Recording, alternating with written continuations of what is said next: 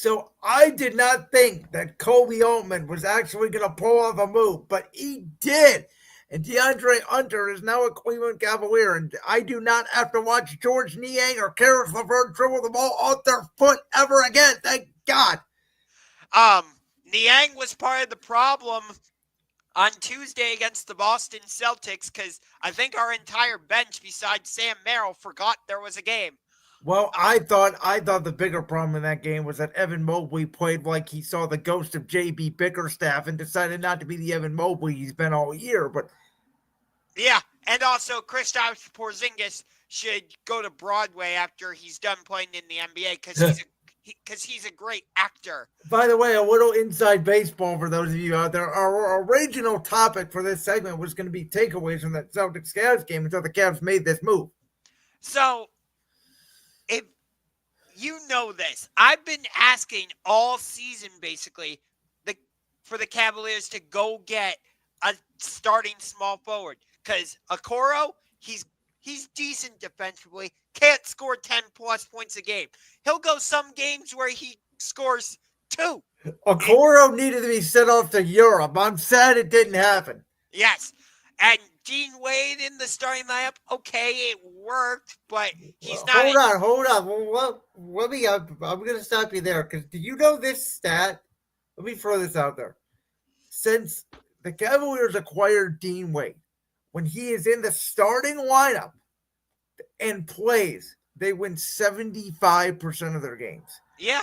When he is not in the starting lineup or he just comes off the bench, the Cavs win only 50% of their games. And it's about half and half. And he's become the Celtic killer. He might have made the difference on Tuesday, but who knows? And Max Strus, he's okay as the starting small forward, but he's going to be excellent off the bench. I like moving Strus to the bench. I think he's a perfect sixth man. I've been saying it for the last year since we got him.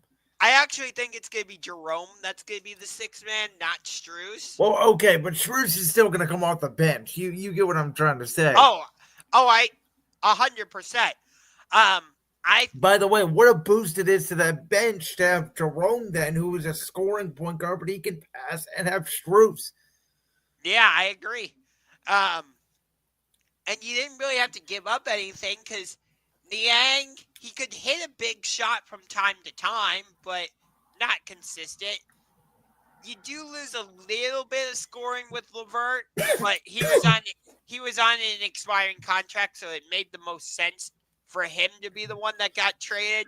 I do like that we were able to keep our rookie from this year's draft, Jalen Tyson, because when he's gotten extended minutes, I really liked what I've seen out of him. Is he going to be a big time factor come playoff time?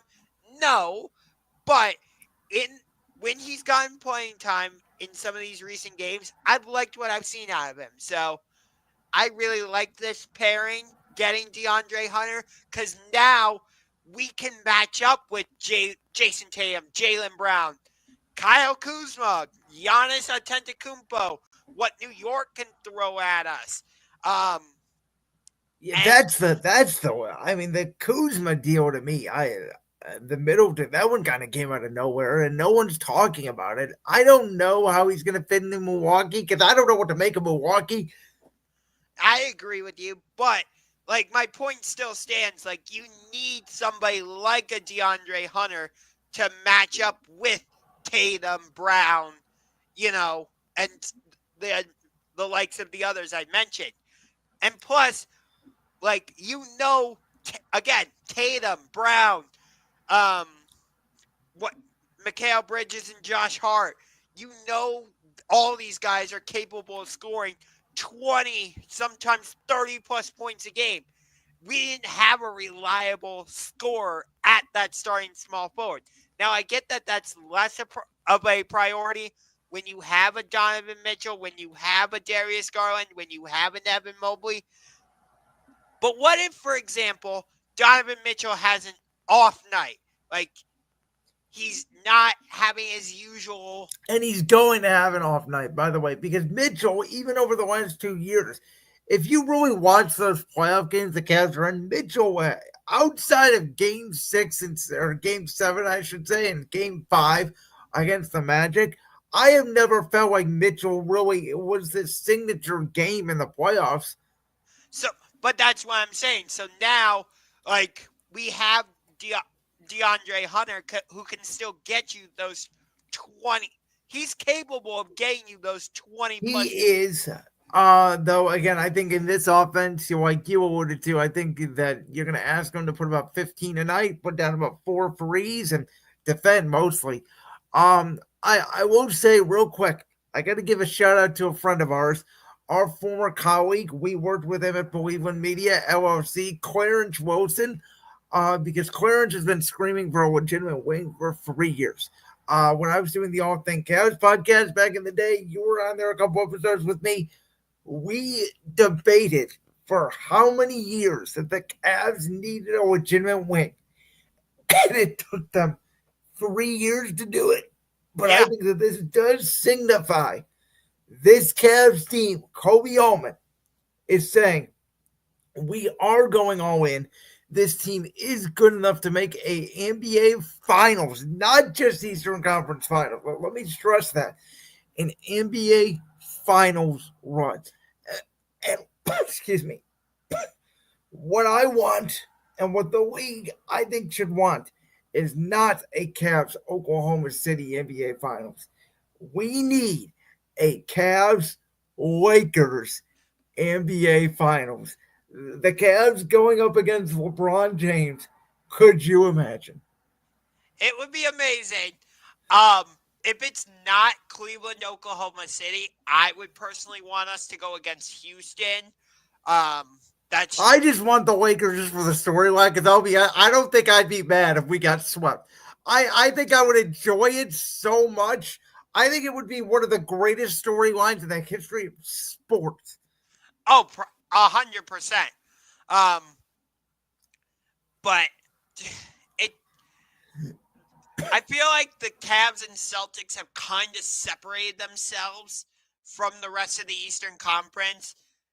New York is still going to be there, but I don't see them getting past the second round, especially if they match up with Boston. We need New York to play Boston and maybe not beat them, but beat them up, if you know what I mean. Yes. Like, take them to 6, take them to 7, beat them up.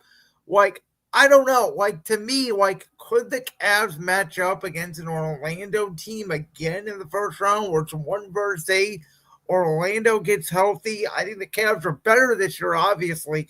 But, like, I think one of these bottom teams, like in Orlando or in Indiana in the East, I think they're sort of sneaky good. Like, the East is not as overall deep as the West, but it's kind of like last year where it's like there's some sneaky good teams at the bottom of the conference. Yeah, plus you have Detroit in there also, which... Yeah, but their coach, we know about their coach. That automatically disqualifies them. And Toronto's trying to climb up the standings. What the hell was that? But New Orleans just said we're giving up as a franchise. I don't know. What's Zion gonna do? Sit there and eat Oreos again and say, "Hey, I don't feel like playing tonight. We don't have." Why give up Brandon Ingram to Toronto of all places? Yeah, as of right now, the play-in tournament teams are Toronto, Orlando, Atlanta, and Chicago, with Philadelphia, Brooklyn, and Toronto all kind of within striking distance. And by the way, Atlanta's already beat us twice this year. Now, I get, obviously, Atlanta's Atlanta. They're not that great of a team, but Trae Young can go off on any given night. Exactly. So, if of those teams currently in the play-in tournament, I would preferably like to play Chicago or Detroit. Orlando. I'd love to play Detroit. I'd love to sweep JB Bickerstaff right up our floor. Yeah. JB Bickerstaff made us all think Darius Garland and Evan Mobley can't play. I get they sort of came back against us last night. What a shot by Garland. And he hit it right in front of Bickerstaff. How great was that? Yes. But Can you tell I don't like the former Cavs coach? yes, I have made this perfectly clear over the last 2 years. Philadelphia is the one Oh team God! that Don't even start. They're done.